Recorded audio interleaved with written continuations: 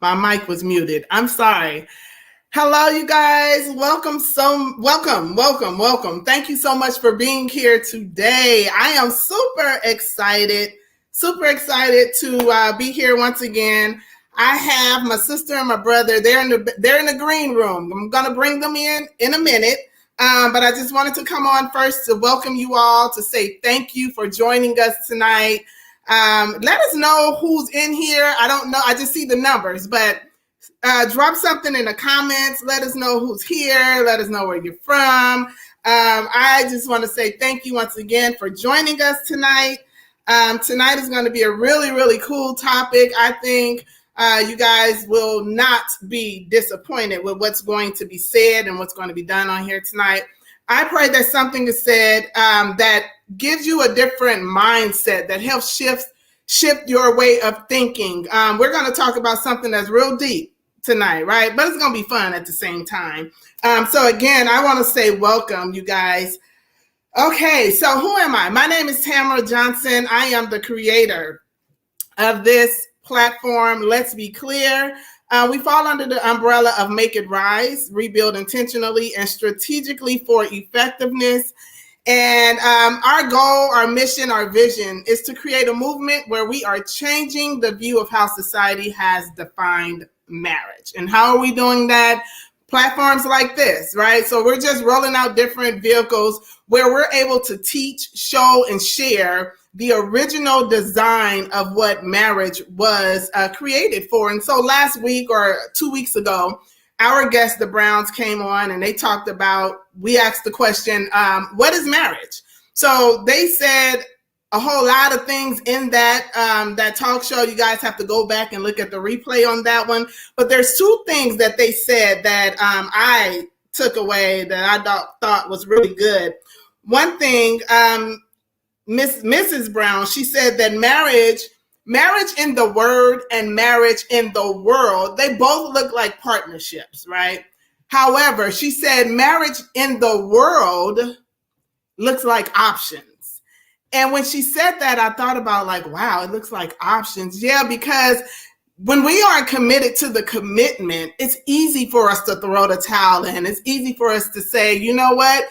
A man come a dime a dozen, or a woman come a dime a dozen, or, she don't want to act right. So, okay, done deal. Or he doesn't want to, I don't know, communicate properly. I can move on to the next. But when we are committed, when we are doing it the way that God ordained and designed for it to be, it's not, although we still have the option, right? But when we're committed to the commitment, it's not that easy to just say, you know what, I'm going to wash my hands on this.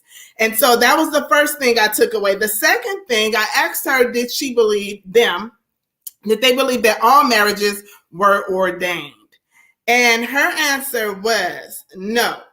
Those that are ordained are the ones where God put together, right? Many times we will get in a relationship or we'll get in a marriage, right, before asking God for his approval. If this is the one, is this my husband? Is this my wife, right?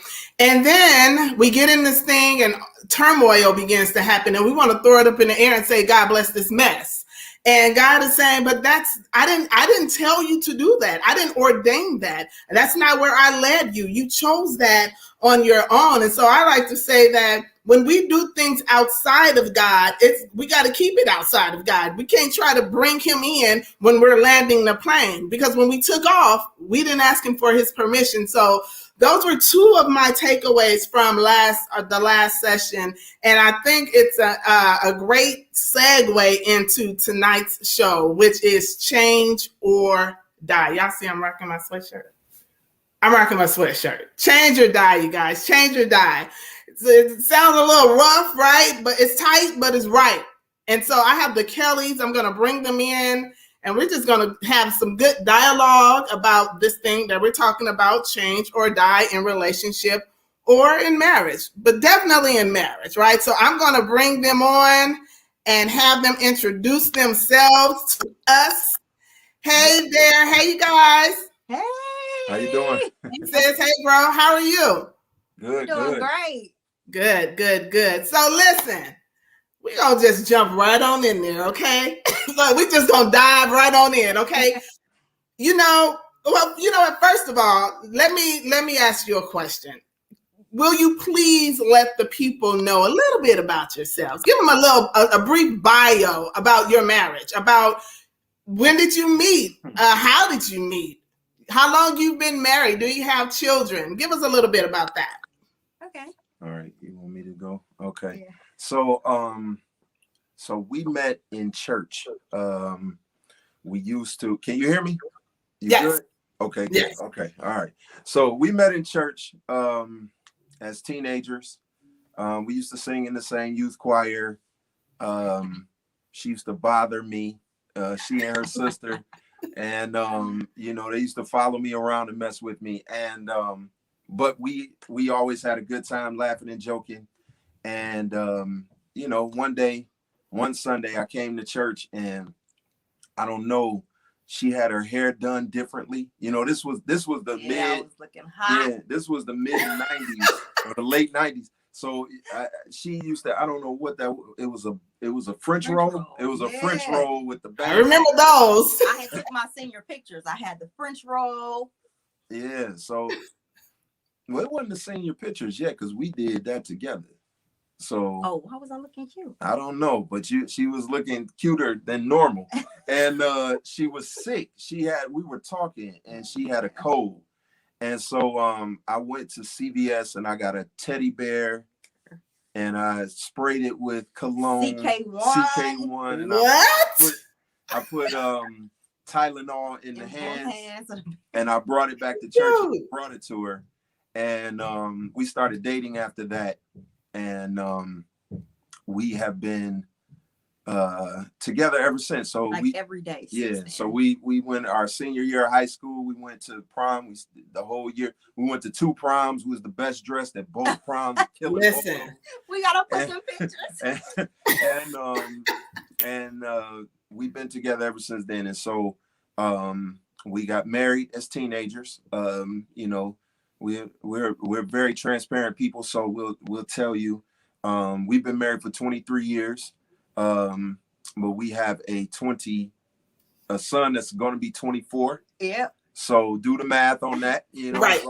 So, I know we don't look like it because we got married so young. So we are young, but we had him, and we knew that we loved each other, and we didn't want to be apart from each other, and we wanted to make life work as a unit, and so we decided to go ahead and get married and make a family and make it work. And we lived in the hood. We lived in, middle class. Yeah, less than conditions. Two kids right out of high school, no college education, no anything. I worked at a gas station midnights, and matter of fact, when my son was born, I was working, or I was on my way to work at the gas station, and my car blew up on the freeway. This is a real story. Wow. It started smoking. I had this bucket, and I pulled it over, and then fire just came from the dashboard. And so I jumped out of the car, and I ran across this 4-lane freeway. And when I turned around, there was a big puff of smoke in the air. The car was burning. And so it took me all day to get back home. She was at home alone the whole day. Wow. And when I got back home, she was like, I've gone pee like 30 times. I was like, you are in labor. Your water has broken. Right, lady. So we had to. I was 18. Yeah. Right. So look, we made it to the hospital. I'm telling a lot more, but I'm gonna try to reel this in. We made it to the hospital, and they said my father had picked us up and dropped us off, and they said that she hasn't dilated enough, so you guys have to go back home. And I didn't have a car, so we found a nurse. And I don't know who this lady is to this day, but she gave us an empty hospital room and let my wife stay in there until she had dilated enough, and she started throwing up and everything. And so, and I don't know who the lady was. I'm sorry. I'm sorry. I don't know who this nurse was, but she let us stay there, and we had our son, and we started our family. and we just, you know, we both went to college together, got degrees together, Nice. you know, established careers together. We did ministry together, and then we had another son together, and then we've got our little daughter. She's a year and a half, so we have 3 children, and 3 children, 24 almost. Jack will be 11 this year, and Jaden will be 2 this year. So Wow. every 10 years we get together and have a baby. Right. I think we So you got 8 more years and you're doing this thing We again. done? That's the question. Are we done? I think I got one more in me. You got one more? I don't. Come on, girl. Give I it don't to have him. one more to give. Well, you got 8 more years. Oh no. She's like, I got one more. Trinity 3. We got the 3. Okay. I love it. I love it. I love it. Awesome. That's a good story. So that sounds like you guys are the best of friends. Oh, You yeah. have learned. I know him better than he knows him. Listen, Likewise. She don't believe that, but she don't believe it. no. She's like, Oh my God. So she's look, like, you don't know me at all. I'll be like, you don't know you. like you don't know you, right? Yep. Hilarious. So look, the name of the topic for tonight is Change or Die. Look. I'm representing. So the topic is Change or Die. Now I know that is your brand. Yes. I know that it initially wasn't developed for marriage, so to speak. Right. But when I heard the terms change or die, I immediately thought about your relationship with Christ, of course, but because of what I do, because I am a healthy marriage advocate and healthy relation advocate, I immediately zoned in on if the marriage doesn't change according to the way God has ordained marriages to be, according to what the word says and not what the world says, Right. it will die, no matter what good parts in the marriage. Because see, there can be some good, but not God, right? You can be good, but not God. You can do right things, but not righteous things, right?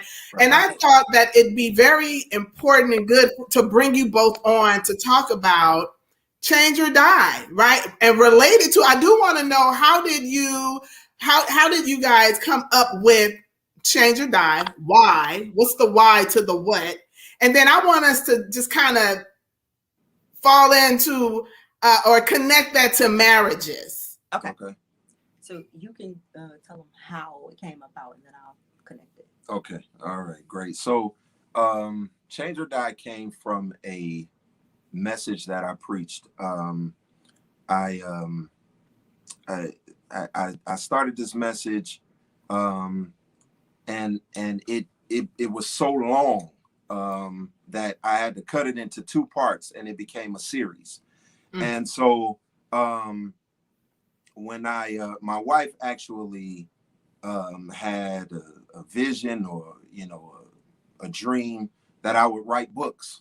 All I wanted to do was preach initially. I just preach it, but she was like, no, I believe it. The Lord showed me, you're going to do this. And so I started to, get an unction to write the book, and the Change or Die series went over so well. I thought I felt like that was such a striking, capturing statement. Change or die, just make you stop in your tracks. Yeah. And so when I started to go through my my log of messages, preached word, there was so many that related to change or repercussion. There was some that was just about change. God is going to change it. You need to change. And there was some that was about repercussion if you don't change. And so when I started putting them together, it's like, okay, I think I got something here. We don't just have a series, but we have, a whole book, a whole lesson.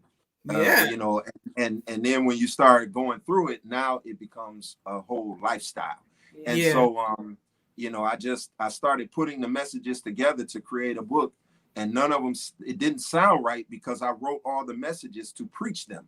So in the messages, I'm saying ain't and y'all know what, you know what I mean? Yeah. That might go over when we're talking, but if you reading it, you're like, who is this? He didn't go to school writing like this. So I started to rewrite it, and she was my editor. So I would write it and I would send it to her. I would write at work and then I would email it to her. I would write down in the basement and send it up to her.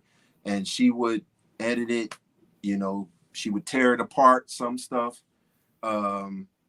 she would add to, and then, you know, it just became a book. And from there, you know, both of us just felt like this is not just a book, it's a message, it's a lifestyle, it's a movement. And so, you know, that's kind of how it started. So I'll stop there and I'll let you. Okay, then I'll go in. Okay. Go in. First of all, that editing that book, I think when something is your baby, right? You know that thing inside and out. Yeah. So before we realized how applicable this was to like just everyday life situations, we would be talking about other people and how we could minister to other people. Yeah. And one of us would quote the book, like, hey, that's enough book. They need to read this book because that will really help them with this and that will really help them with that. And then 2020 was good for us in terms of like quarantine and the time we got to spend together. And we've been able to maintain and be prosperous in 2020. However, we did struggle more with communication. And I think for me, I saw myself evolve and change in a way that I felt like just was not familiar in our marriage. So, you know, at some points we were like, okay, we need to go back to square one. How do we fix this? And we began using things in the book to minister to ourselves and how we could heal our marriage. So with our anniversary coming up and being Valentine's Day, and knowing that we wanted to do something to minister to people for Valentine's Day, we really started getting into the book and realizing how effective Change or Die is for marriages. So experience is our greatest teacher. And we have definitely been through over 23 years. Obviously, it has not all been perfect. But we have definitely been through our challenges, and a lot of the ministry in this book actually ministered to us first. So we feel so confident about sharing it with the world because we know that it works. We are still here. We're still standing because the reality of it is only what you do for Christ will last. And sometimes in your marriage, you gotta stay in it because you vowed to. It's easy to walk away. It might feel like the right thing to walk away sometimes, but you have to remember your vows. You have to remember your connection to Christ, and you have to pray through it. So a lot of that is translatable from the book to marriage. Right. I like the fact that you said you used it. You used the information in the book. You applied it to your everyday life in your marriage, and you know that it worked, right? Many times we will look at a book or we'll look at a movie, and we will try to keep it in the box. And if it was written for a particular thing. So for example, you said, Devon, you said that the majority of everything that you wrote in that book, those were sermons. Those were actually sermons.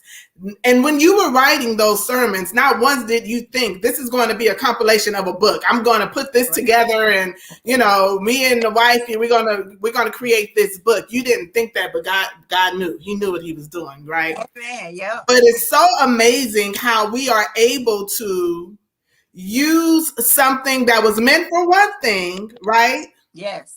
For another thing. Just like the enemy, he tried to use something that's good and turn it to bad, right? Right. What y'all did was, what you have done is made this relatable across the board to the lady who is a single mom, the man who is a single father, the minister, the pastor who is trying to build his church, marriages. You have created something that is relatable across the board. Absolutely. And so I think you own to something. Look, you're on to something, because I know that this is probably, I think this may be one of your first or second times talking about Change or Die in the aspect of marriage. I know you've been talking about it lately on your show.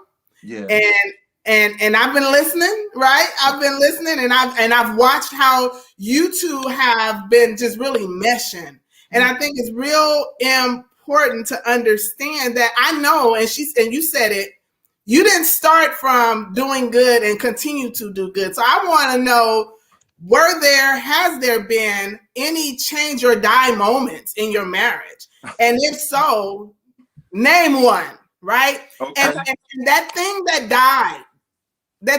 died, because sometimes we don't want it to die, but it has to die. It has to die. In order for the marriage, the relationship to grow and go to the next level, we have to be on the same page, understanding that have to go. Because it may be something that I got from mama, and it may be something that you got from daddy growing up, two different things. But bringing this thing together to make it work for our union, sometimes we have to rid those things that we're just accustomed to doing. Yeah. So you stole my question, and what's your question? You know, I always start my Instagram lives off with "Give me your change or die moment." So you're gonna flip it back on us. So that's cool, no problem. I got you. I told you I've been watching. Well, my wife and I, we just during the month of February, we did the 20 love lessons. So I did, it's only 28 days in February. So 20 days, we did something about love. And toward the end of the month, we did an Instagram live together. And so we both went and we talked about our change or die moments, or the change or your relationship will die moments. Because that's where it's moving to. That's the next book. I'm working on it right now. Change or your relationship will die. And so for me, it was, I talked about us having, we were having a horrible argument, but we had been having a horrible stretch of arguments. So we were really at odds, just not in agreement with a certain thing, or a certain few things. Right. And just at a point where, we're not budging. And even when it felt like we were slowing down, it was like the devil would try to stir us up, or would stir us up again, and so for me, I am kind of a facts person. Okay, this happened, that happened, it's as plain as day, but what happens is, when you're all about facts, sometimes feelings go out the door. And so I talk in the book about feelings and how you can't be all about feelings, because feelings will deceive you as well. Right. So you have to find a balance between the facts, and then, does it really matter this much if the facts make her feel bad? You get what I'm saying? Or elaborating on the facts, or beating her over the head with the facts. And the same thing with her, back and forth. Does it matter that much if it makes the other person feel bad? I talk in the book about being teammates, and even on Instagram I talk about it, and how winners and losers don't share the same locker room in sports. Once one loses and one wins, they go in opposite directions. They don't go in the same space after the game. Same thing with fighters. They don't occupy the same space. One is going to a victory party, the other one is going home. So how can we do that as a unit? How can we fight, and then I win and you lose, and you walking around feeling terrible, and I'm walking around with my chest stuck out, and now we're supposed to go on the couch and be booed up, and then, you know, all of that. Don't work that way. You know, right. We both have to win, or Yeah. we both have to accept that, hey, we have to agree to disagree. We're not going to get, you know, what we want, but it's best for what we have to do.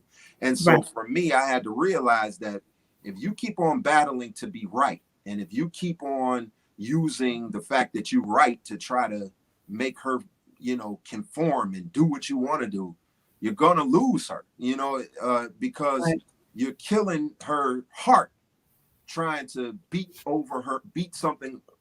over the head with something. Yeah. You know, and so I had to kind of realize that, hey, you got to shut this down, man, and you have to stop arguing. You have to stop fighting. You have to stop right. worrying about winning.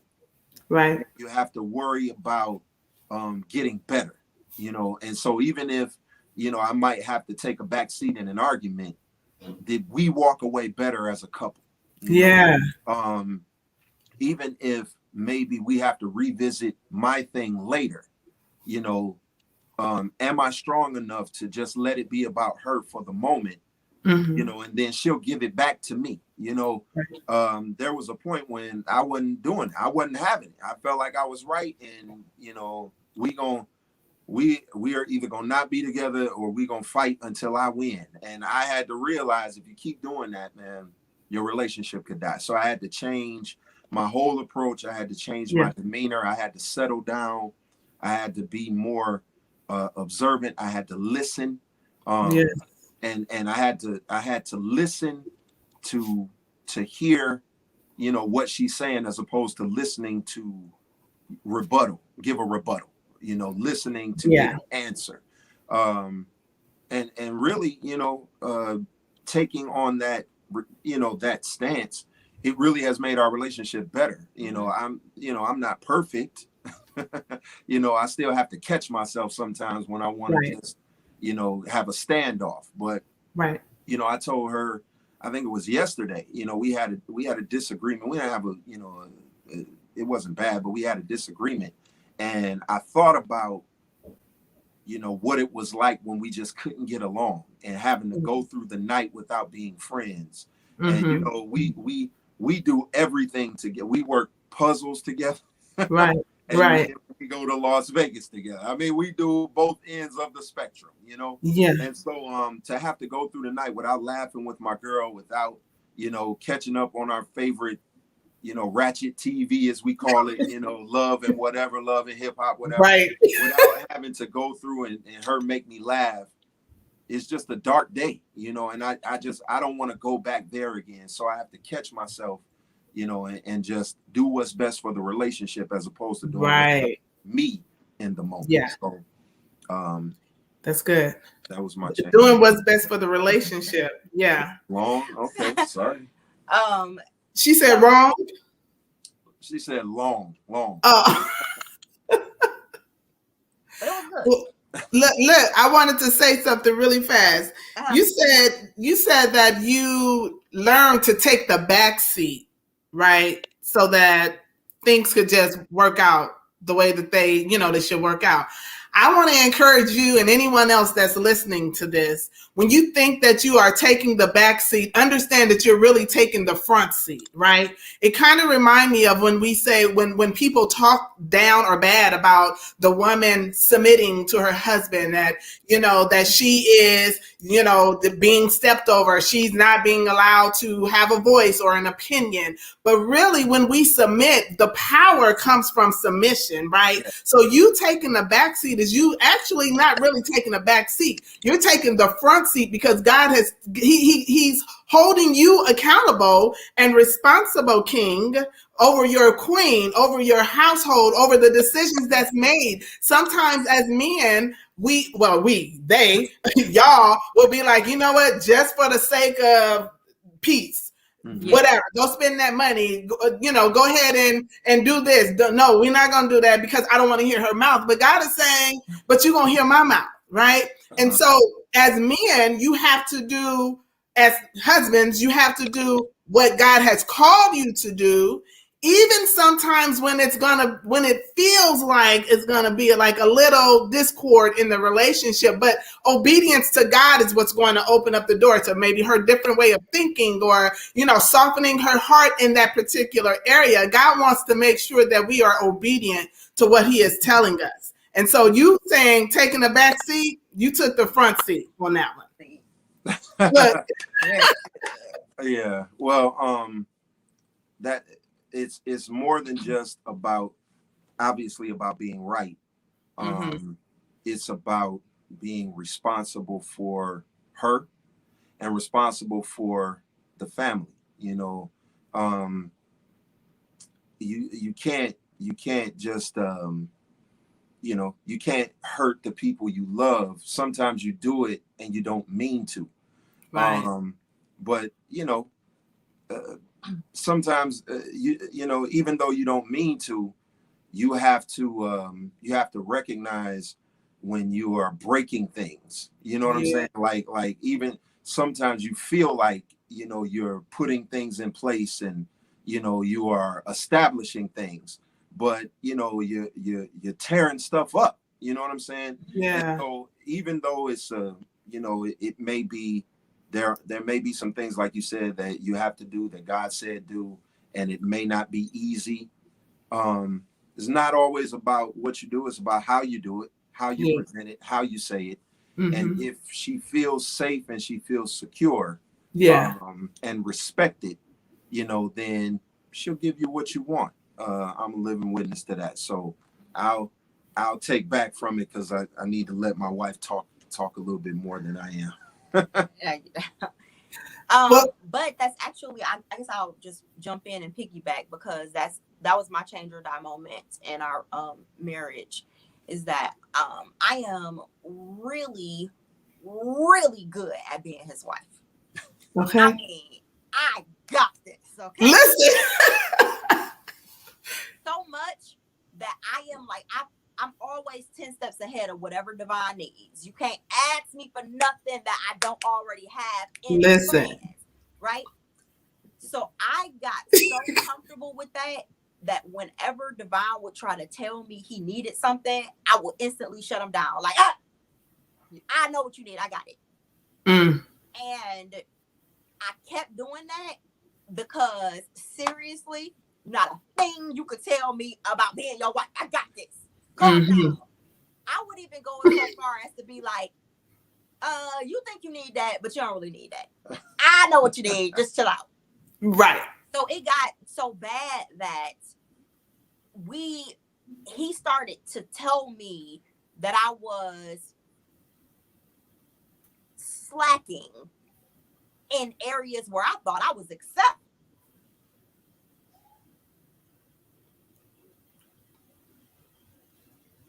Uh-oh. I don't know if they're froze. Are they froze, you guys, or is it me? Did they freeze?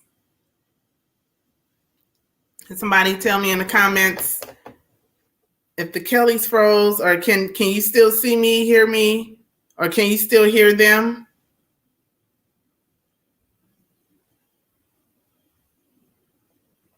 Let's see. I'm not sure who it is that froze, but one of us definitely did freeze. So I am going to hopefully, it was them.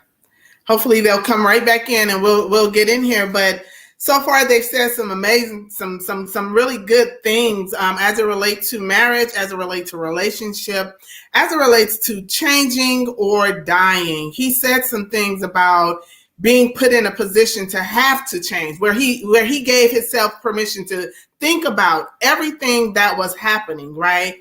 And I want to ask him when they get back in here. I want to ask them. Okay, they said that the Kellys froze. Thank you. I want to ask him what was his changing moment, and what was that thing that was said or that he felt. Or that God told him, or that his friends told him. I know he said he thought he was going to lose her. So here's the thing. Changing only because you feel that you are going to lose a person is half of fixing the problem. Changing because it's what you need to do seals the deal, right? And I think it's very imperative that we understand that when we are changing, that our motives are in alignment with what God is telling us. We can't change for a person, right? We have to change for ourselves, because what happens is, if I'm changing for you and things are good, and then I get comfortable, or you start acting a certain type of way, I may switch back over, because I may think you don't deserve this. You don't deserve the change. You don't deserve the work that I've put in, right? However, if I'm doing the work for myself, it's going to benefit me first and foremost. But eventually, it'll benefit us. So if it's a marriage, it's going to benefit the marriage, right? I did it for me, but it's going to benefit the marriage. Does that make sense? Let me see. I think they're trying to come back in. So when we talk about, thank you guys. Thanks for the text messages. I got it. It's them. So when we talk about change or die, there's only two options, right? You either make your mind up to change. You make your mind up to do something different from how you were doing it before, because that didn't work. Many times it's just a process of elimination, right? Many times there may be 5 things that we can do, but let's do one at a time. And if this doesn't work, let's put that out, and let's not go back to it because it doesn't work. You know what? Let me take that back. It doesn't work at that time. And if you are in constant communication with God, he may be saying no, he may be saying not right now, right? If he is saying not right now, maybe we're just pulling things out of order, right? It doesn't mean that it's not for us. Maybe it's just not in order. And so maybe what God had for number 4, we're using as number 1, and number 1 as number 5, and number 5 is number 3. Does that make sense? When we are doing things out of order, it's wrong. It doesn't say no. It doesn't mean that we can't do this thing. But what it says is that we've done it out of order, and God can't bless it like that. And until we do it according to how God has said for us to do it, it's not going to be blessed. And so we'll find ourselves going in circles and circles and circles because our focus is off. And so we have the Kellys back with us. Have you been talking? I have been talking. I have. Okay. I have been talking because I wanted to keep it going. I knew you'd come back. What'd you say? Yeah, it's still a little. You're frozen. I'm frozen. Can you hear us? Yes. Yeah. Okay, there you go. Okay, I think we're good. Okay. Woo! It's good. We're gonna jump right back in. Go ahead. I was talking about my change of time moment.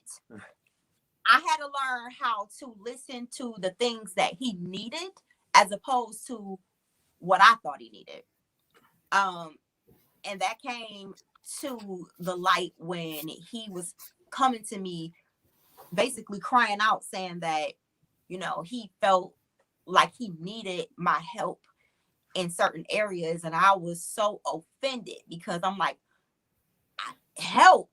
Do you realize I do this? I do that. I do this. And he said, I absolutely do recognize it, but none of that is what I need right now. None Come of that here. is what I asked you for. And I was just like, wait a minute. Like, are you kidding me? Right. But then I had to really, really pay attention that part of it was me feeling like I just had everything under control. And part of it was me doing what I felt like was easy or what was natural to me.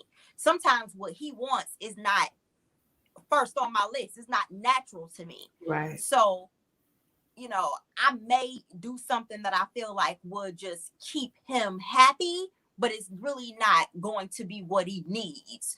So that was my change or die moment, is to make sure that no matter what, I am always meeting his need. And then everything else that I want to do is just the whipped cream and the cherries on top. But at least make sure that you are meeting your spouse's needs. Absolutely. And you know what? The only way that you will know what your spouse needs is effective communication, not just communication, effective communication, right? Many times we're talking to them, we're asking them questions, but like you said, you just knew that you were wifing the right way. You were doing everything that he needed before he needed, and he didn't even know he needed it. So I got you. Right. Be quiet and sit down. But when we give ourselves permission to just pause for a minute, right? Because we can be going heavy and pouring it on thick in that area where we think that this is what you need or this is what you want. But if we listen and not listen to fix, not listen to respond with, but I do this and how could you, and you don't see how I take care of the kids and I cook and I clean and I look good for you every day. I smell good. We make love all the time. When you aren't listening to say, but let me hear what it is that he needs. We have to feed the need, right? And sometimes we're feeding them our need. I'm giving you what I really want you to give me. And so low key, I'm saying, I'm showing you what I want. You're not doing that. So let me put it on a little thicker, right? And he's saying, but really all I want you to do is just like rub my head. That's pretty much it. I appreciate that you do. It's not that I don't appreciate these things that you're doing, right? Right. However, what pour into my vessel is if you rub my head. And I'm using that as an example, but whatever your thing is. You're right there. Yes. Okay. Well, make it personal, to even the viewers, you guys, make it personal. What is it that he or she is asking you for, right? What seed needs to be planted or watered? Remember, whatever seed we plant, whatever we plant will be watered. And sometimes the enemy will plant a seed. Hello? Hey, yes, he will. That's his job. Absolutely. And what happens is, because we're not in alignment, we begin to watering that seed that's growing some stuff that's going to bring some change or die moments in our marriage, right? Uh-huh. And our backs are against the wall, and now we're trying to figure this thing out, when if we had done the effective communication part on the front end, we wouldn't be where we're at today. Absolutely. So what is something that actually died that was hard? Like, I don't want this. I don't want to change in this area, but I know I have to, but I actually like doing this. And it could be something that worked the first 15 years of your marriage. But because we're constantly growing and changing and evolving and experiencing different things, we have to be okay with being a teacher and a student in our marriage at all times. Because the person that I said I do to 24 years ago may not be that person today. Correct. And so I have to say, yes, I have to say I do every day. When we get up in the morning and we look at our husband or our wives, and even before that, my God, when we listen to God, we have to tell God I do, because the commitment is to him. We got to stay committed to the commitment. So if we're staying committed to God, we got to say yes and I do to God daily. What was something, or has there been anything in your marriage that you had to make die, but you really didn't want to, but you had to do it? Pride, for sure. Just the combativeness and the fighting. I think we started our relationship so young, and I was a true thug when we met. So I've always had a temper, and very, very quick to anger. I know the Bible says be slow to anger. I'm quick tempered. But I noticed we both got to a point where we looked up and 20 years had passed and we still communicate the same way, which is not effective. We still can't hear each other. We still shutting each other down. So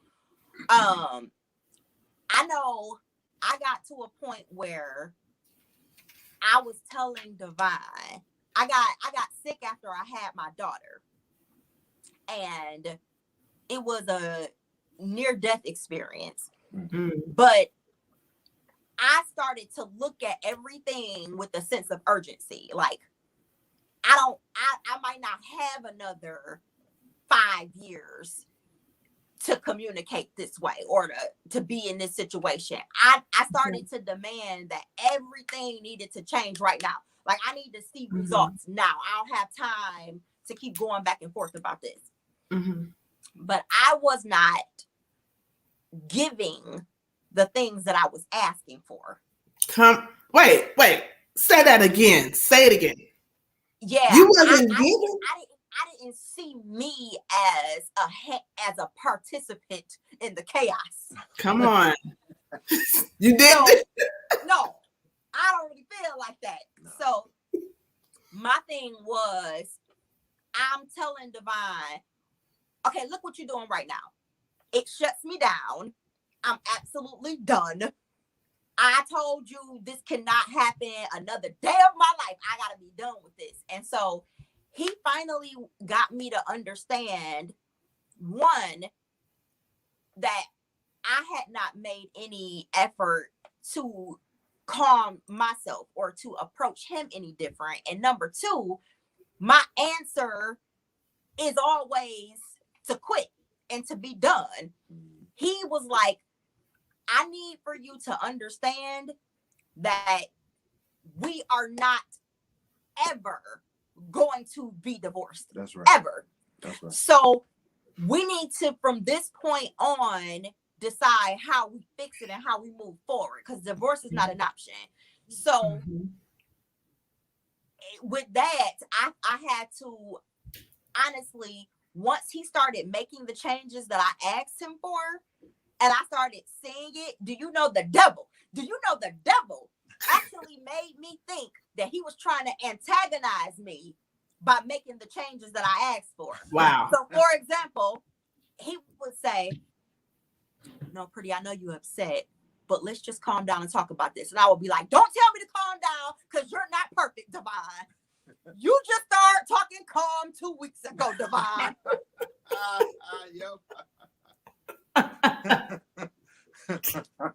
Look. Yeah, I remember those conversations. I was like, oh my God. I know, right? Okay. So I really had to realize that all of this anger and build up and years of bad communication, years of disrespectful conversation had to be on both of our ends. Listen, both of us are fed up to hear. We need that to die. Yeah. That negative conversation, that disrespect, it has to die. And we have to rebuild and learn one another. So right now we are in the process of learning our triggers. I love it. Those triggers, whether you understand them or not, you need to. So I'm gonna tell something that's hard for me, because we're helping the people. Yeah. Divine needs to be first. Okay. So he don't care if I'm cooking. He don't care if I'm on a phone call. When he walked through the door, he needs to know that it's about him, that I see him. And I'm usually like, I see you. Can you see me? I'm busy.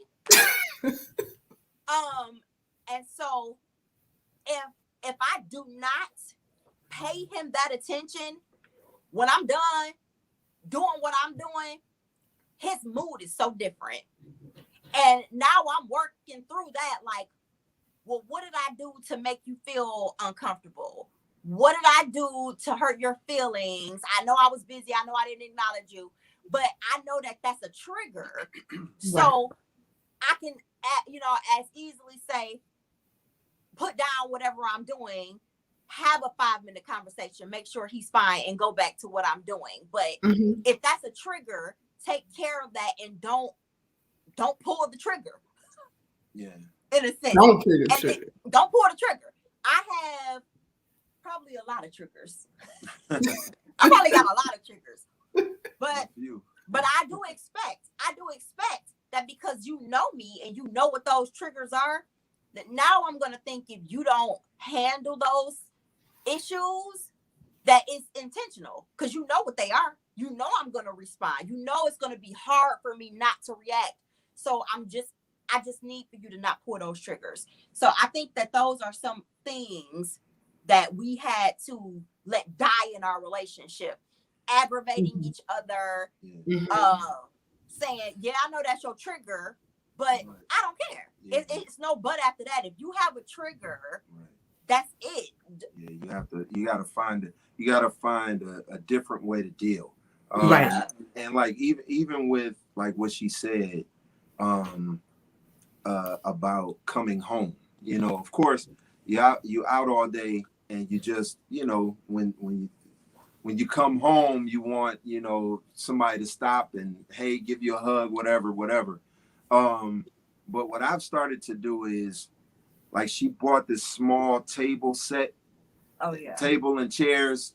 We have like a kitchen nook off of our kitchen. So normally that's where she is when I come home. So every day. Yeah, I'll go and I'll pull up a stool as opposed to, you know what I'm saying? Like you come off of what you're doing and come see about me. He does. I'll pull up a stool and just talk while she's doing whatever. And we have some of the best conversations. Yeah.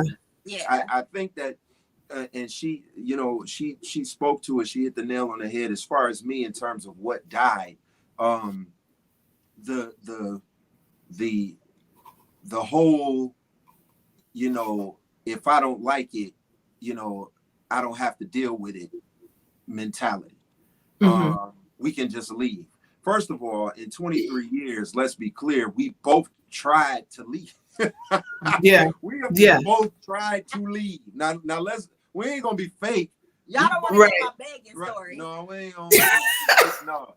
She ain't begged nothing. Yes, I did. She was, but you don't want to. I have many begging stories, but we both tried to leave. Now, if when we tried, there was no peace in it. You get what I'm saying? Like if you, because I heard you in the beginning talking about, you know, God ordained, and I think that, you know, when the Lord doesn't want something, he'll trouble what you're trying to do. Yeah. See, we're troubling the marriage because we acting crazy. He's because we're fighting each other. We're not fighting against the devil. Right. We're allowing the devil.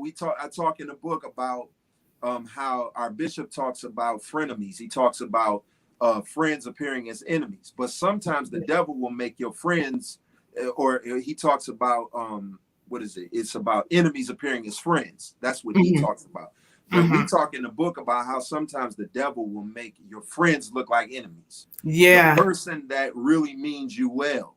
Yeah. He'll stir something up to make them look like the ones. And so, you know, it's like, you know, he'll make it sound like, you know, they're trying to kill my fun or trying to kill my enjoyment, you know, when really they're trying to keep you from destroying yourself. So he'll say, you'll say, how am I trying to say this? I'm just trying to enjoy myself, you know, and the devil, you know, it will make it seem like, okay, the person is trying to keep you from enjoying yourself. And he's like, no, it's not enjoy, it's destroy. I'm trying to keep you destroying yourself. And did you get it? Yeah. Okay. Yeah. So he'll make you, I'm sorry, I had to say it right. So he'll make your the person that's on your side look like the person that's against you. And so you have to learn to stop fighting with each other and start fighting against him. And the way to do that, you do have to pray. And I heard somebody talk about talking to God. You have to talk to God together. Yeah. And then you have to talk to one another, and you have to speak against the enemy. Yeah. And then one of the things, like I said, you know, that had to die was the whole, I ain't got to deal with this, I can just leave. Well, let me tell you something. It don't matter who you with. You're going to have to deal with something. Listen. You can leave one person and go to the next one, And you know, the first person, you know, how D.L. Hughley said, the first person didn't pay the light bill, the next one don't pay bills, and they beat you down. So right, you gonna have to deal with something. yes, In the book, there's a section that talks about struggling with your issues. Be willing to struggle. You know, not enough people, and I know that if you know, we're not advocates for staying in toxic relationships, right? But we're advocates for not allowing your relationship to be destroyed by the enemy. You know, a lot of times she and I, we talking about leaving each other, and then once we get back on good terms, we'd be like, can you believe that we were going to let that break us up? Well, let me interject right here. We have a spiritual leader who we was so mad at each other, like both of us done. So now all we need is for Bishop to sign off. Right. We went to Bishop and told Bishop our issues, and he laughed at us and put us out. Like I counsel, y'all do not have no problems. And I'm like, and we need people like that in our lives. We need godly counsel. We need people that are not afraid to say you're wrong. We need people that are not afraid, that's not afraid to say, I'm not even going to touch that because it's not of God. And just like you said, Devon, many times we are fighting each other and not together, fighting together the enemy because he's the one that's come to kill, steal, and to destroy. And we allow our tongue to kill what God has built up, right? We got to remember that life and death lies in the power of the tongue. So we can either make it live or continue to build in that thing by what we're saying, or we can kill it by what we're saying. Same thing. It's what we're saying, and we have to choose our words wisely, right? So the same way you said, you come in the house, you grab the stool, you pull it up next to her because you recognized, you know what, this is what she's going to do.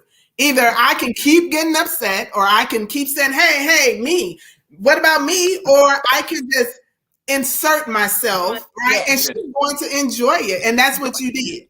You came, you sit, you talk, and you said you guys have some of the best conversations, you know, as you do that. But prior to that, you was upset. You looking at her like, so you just not going to come and meet me, right? Yeah. And you did the smallest thing that meant everything in the world. And that sometimes that's all it takes is the smallest thing. We're looking for this big to do sometimes. Yeah. To make the change. We're looking for, you know, something that is so extravagant, and God is saying it's real small. It's that small thing. Like he said, the size of a mustard seed, having faith the size of a mustard seed. The small things is what's going to get you the big reward. And we have to be okay with doing the small things. Take the small steps sometimes. But even with that, and I agree, I think that sometimes, you know, when you say the smallest things, it's just the words you use.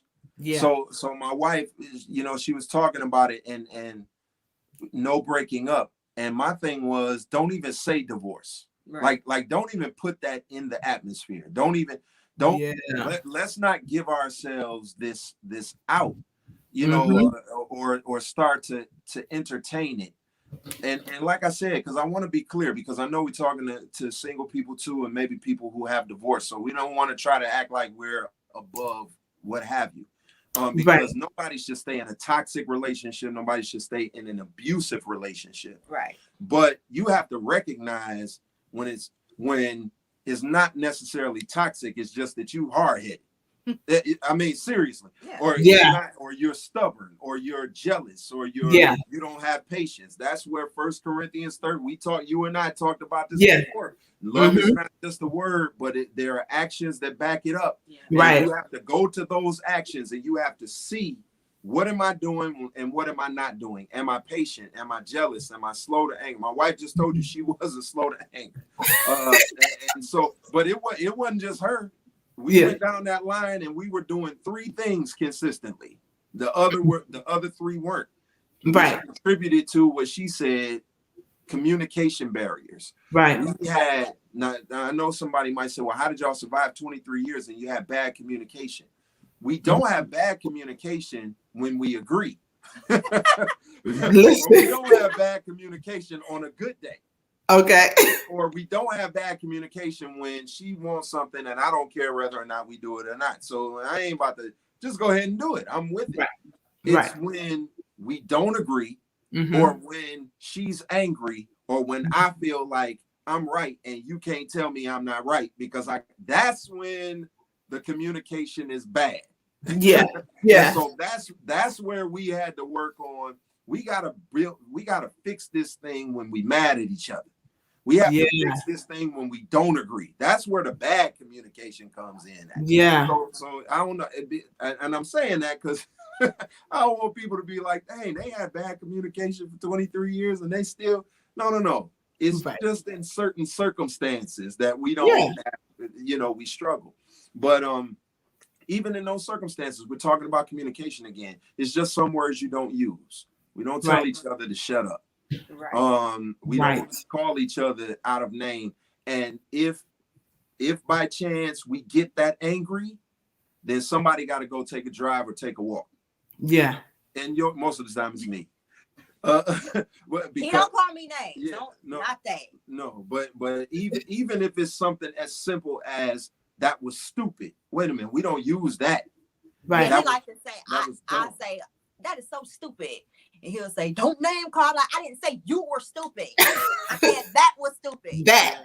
But I know that that's a trigger. So I have to find a way to say, but I don't think that was the right way to handle that. Mm-hmm. But it's all in the words. We're 23 years in, so you have to understand that we know where stupid goes. Right. You know what I'm saying? Stupid leads to dumb, dumb leads to this, stupid, and it leads to, well, what about when you did this to that? Yeah. We have been sucked into that. Right. And now we ain't even talking about the problem no more. Right. We roasting each other. Yeah. When we get done with all that, we got 12 things to apologize for and get over.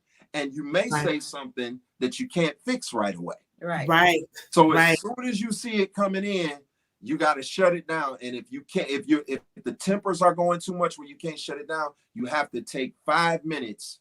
You have to have or 2 minutes of strength to get a coat, get some shoes, walk out the door, go scream into the darkness, go pound the steering wheel, go let it out, and then come back as soon as you feel like you can talk like you got some sense and fix this thing. The smallest things, what you say, those are those seeds you was talking about. They'll grow into something that you may not be able to control. Mm-hmm. Absolutely. Absolutely. So look, if I were to say, Devon, finish this sentence. Okay. If I don't change my if I don't change my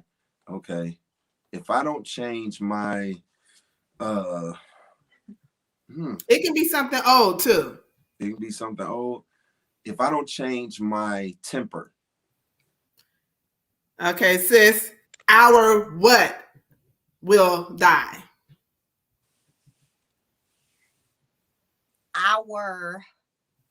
If you don't change your temper, our respect for one another will die. I was thinking that. Your respect. And respect is one of the most important things we need to have in a relationship. If you don't respect the person that you have said I do to, before you even get to I do, if you don't respect that person, there's a lot of things that will lack, right? How I talk to you is not going to be with any type of respect. What I think about you, what I bring to you, what I refuse to bring to you, there'll be a lack of trust. So respect holds a lot of weight in marriage. I'm very glad you said respect. Respect holds a lot of weight. Absolutely. You know what? We go to work and we respect our boss before we respect our wife or our husbands. There you go. Because we're afraid of getting suspended. We're afraid of getting fired. So we respect them to a point, even if we're faking it, we respect them. Right. I heard somebody say this the other day. If you're going to fake it at work with them, come home and fake it until you make it, right? But you can't put on, because you know what you'll lose at work. Right. Do you understand what you can lose at home? And that's where I got my book from, The Marriage Policies and Procedures, my first book that I wrote, because at my job, what we do is based on policies and procedures. For sure. So I brought that over into a marriage realm. Very good. If we respect, if we have protocol, if we have a discipline that comes as a result of you not doing what you signed off of before you got hired, why can't we have that same thing in the household, where that's your first ministry? Yeah. Home is your first ministry. That's your stomping grounds. Yeah. Yep. You get it there, you can get it everywhere else that you go. If you practice it at home, when you go to work, when you go to church, when you go to the store, those things go across the board. It starts at home. Yeah. Yeah. Yeah.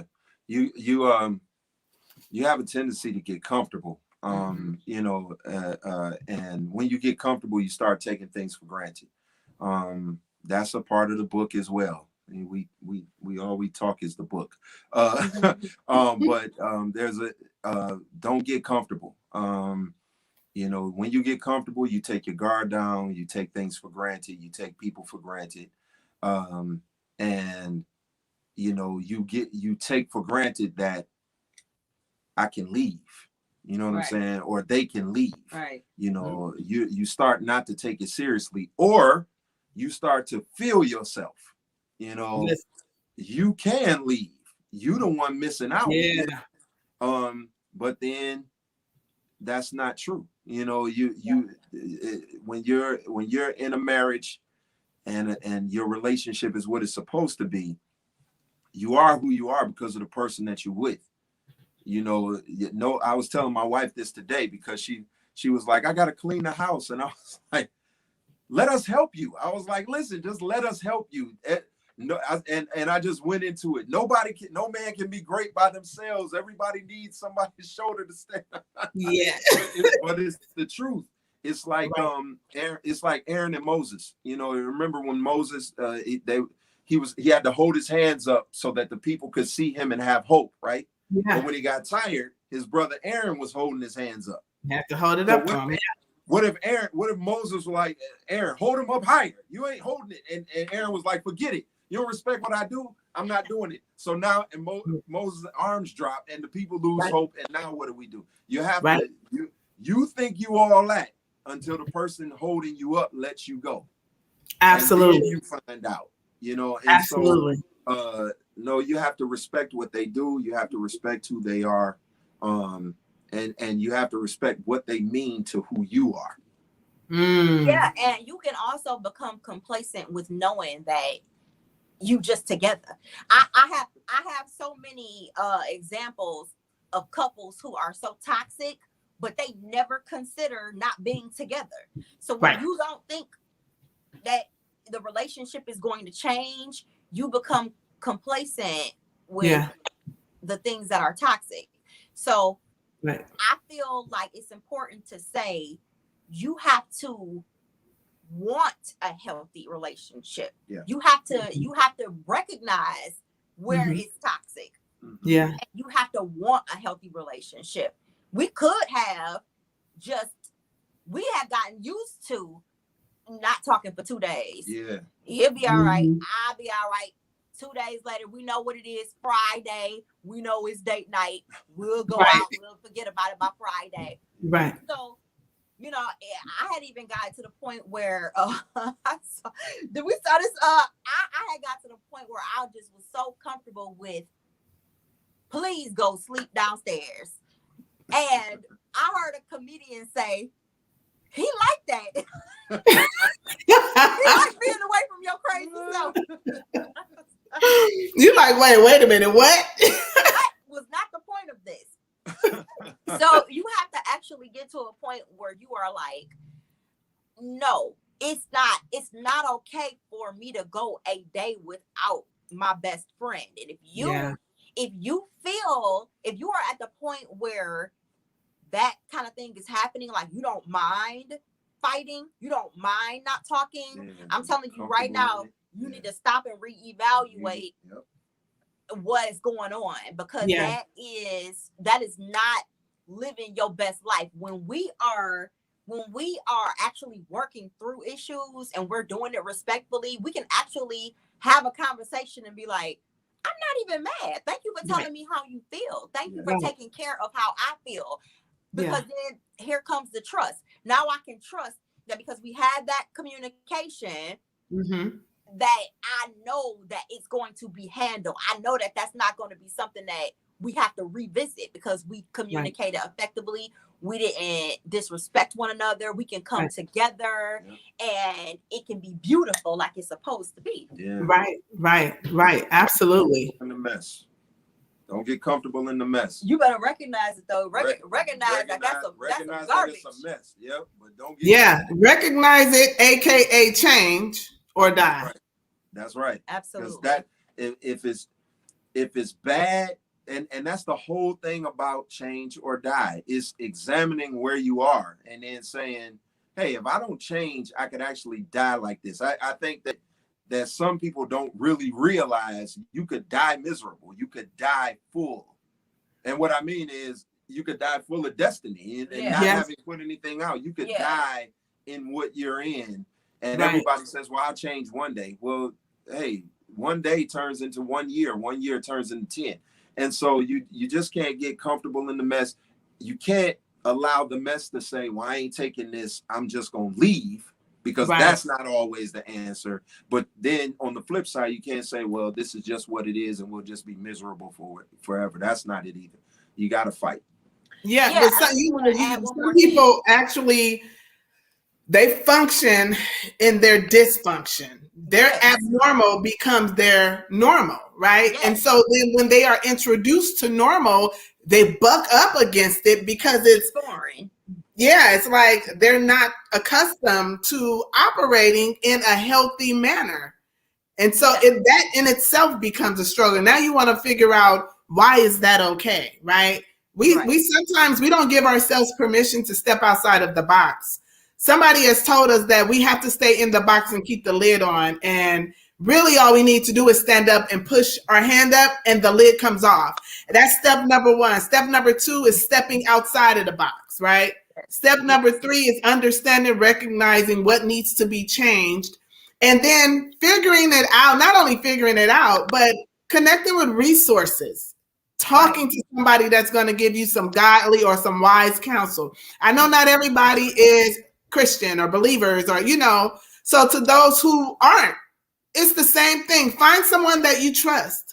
Someone that has been that example of what healthy looked like, right? You too can have that instead of saying, oh, they think they're too good. Really what I'm saying is, I want that. How do I get that, right? Instead of giving myself permission to say, I need that right there. Do you mind showing me? How do I get that? How do I go there? How do I receive that? We'll talk about the person or the people because we just don't know how to ask for help. And we end up dying in our relationship just the way that we are. Yep. That's true. So I wanted to add that another way that you can tell whether or not something in your relationship has died, it'll sneak up on you. But I think affection is a great way to tell. Mm-hmm. You know that when you met this person, you had a magnetism, a chemistry that you couldn't keep you saved. Right.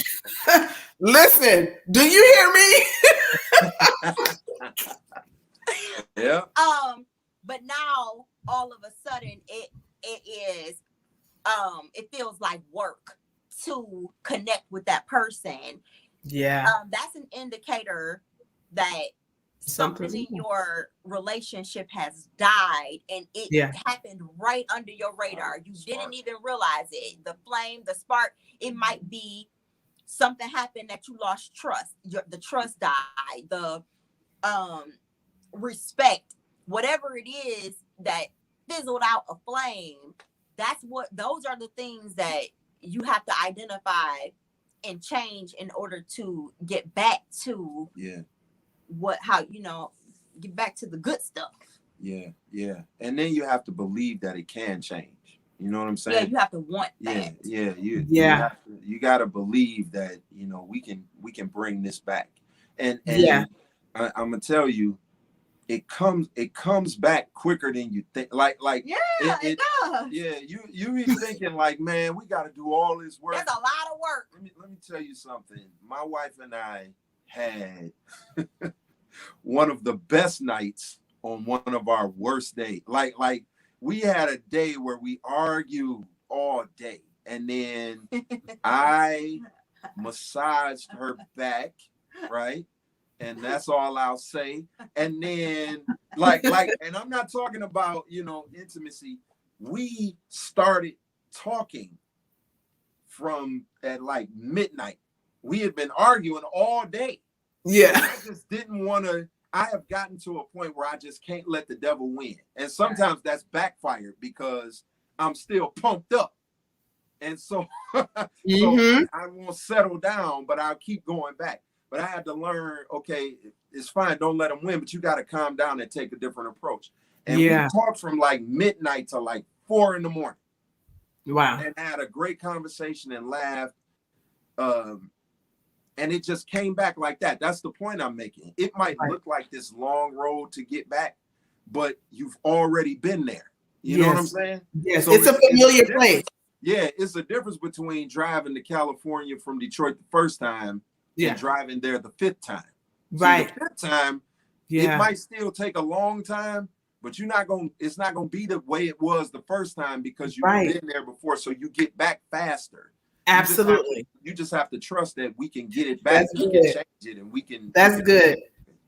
That's good. And on your way to California, since you use that analogy, when you on your way that 5th time, right, you are going to recognize the landmarks. You're gonna say, okay, I know when we get to McDonald's, we got like 20 more minutes to get to our destination.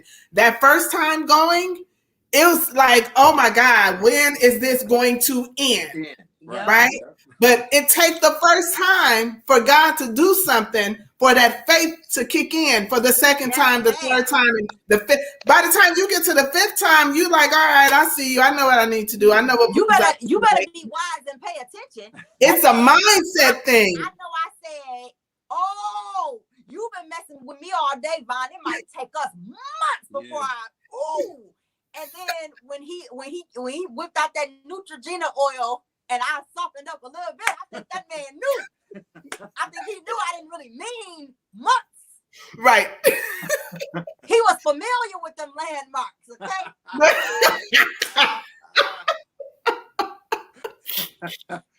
I love it. So look, you guys, if you had to leave anything with our viewers about Change or Die, what would it be? Me? I would say, to go right back to where you started, sis, you have got to pray about who you are with. Because I'm telling you just like this, if you know that you are with the person that God himself has for you, it's still not easy. That's right. God chose this person for you, and it's still not easy. What is it gonna look like if you are with somebody who God did not choose? That's right. Woo-wee! Yeah. So that's the first thing I would say is pray about who God has for you, and if God, that's a word for the single people. Hey, okay. So do that, and then once you're in the relationship, always remember, you have to have confidence that if it's the right person, that you can digress and take care of everything that they need and be who they need you to be, and it's gonna come back to you. You don't have to fight for yourself. That person is going to cover you if you give of yourself and be what they need. That's right. I say it all the time. Don't get on me, because she don't like it when I say it all the time. But it's all about, I'm elaborating on what you said, putting each other first. Putting each other first. Just block her out for a minute. You got to put each other first. You have to practice outdoing one another. You do it, I do it, you do it, and we're moving forward. Yeah. As long as we're trying, as long as we're looking out for each other, putting each other first, we're moving forward. And then also, man, like she said, even when you got the right person, it's not easy. It's not easy for one reason, I believe, is because sometimes you have to, you know, God has an assignment for you and he knows what's coming up against you. You know what I'm saying? And so you guys have to get on these same page, even if it means you got to go through some stuff, because y'all ain't ready to face what's coming in your direction. And it could be coming with the blessing. Blessings don't just come without an enemy. Okay. There's going to be some trial that comes before a triumph. And so you can be talking about how we're going to take over the world. And the Lord is saying, yeah, but you're going to have to defeat a giant in order to take it over. And if y'all don't get it together, together, by the time the giant comes, you'll be scattered anyway. So you have to recognize when you're with the one you're supposed to be with, you know, you have to be willing to struggle. You got to be willing to stick things out. Don't just leave. And you have to understand that, hey, at some point we got to stop fighting each other and start fighting what's fighting against us. Because we have to be stronger together for what's coming, because we're looking for bigger things, but you know, bigger dreams bring bigger enemies. And if we're not in unison, you know, it's going to tear us apart anyway. Absolutely. Well, let the church say amen, because you just preached the end of that sermon. Amen. Amen. So listen, I just want to say thank you both so much for saying yes, for coming on and hanging out with your girl for an hour and 23 minutes. I appreciate you. I appreciate your transparency, right? I appreciate you being open. I appreciate you being available. Many times we want to put this jacket on like, yeah, we made it through 23, 25 years. And I mean, it was easy, right? But that the goal for Make It Rise, my vision is for us to show and share not only what God originally designed marriage to be, but what it looks like. How do you develop into what God created it to be? Because you don't automatically step in this thing when you say I do, and you've committed to, you know, every word, every line in the vow. It doesn't mean that everything is going to continue to be on the good side of the vow. There's some things in that vow that we wish we could just keep out. Like, let's just talk about the good. Let's talk about the healthy. Let's talk about, you know, those things. We don't want to talk about bad. We don't want to talk about when we broke. We don't want to talk about when he or she is sick. And when we talk about sick, we want to look at it as just sick in the body. No, there's some mental health things that may occur that as the husband or as the wife, you said I do, but do you really? Right. Yeah. What do you So, do? What do you? Yeah, what do you? What? Right. Listen, so I'm glad that we've connected, Divine. Now me and your beautiful wife, I love her. I love your personality. I love you, girl. You. I love what you're doing. Thank you. Thank you. So again, this has been fun. I gotta have y'all back. We gotta do this again. And just continue the kingdom build. Because if not, gonna change the dial. We gotta change the dial. That's right. Thank you for having us. I know we went over time. It's okay.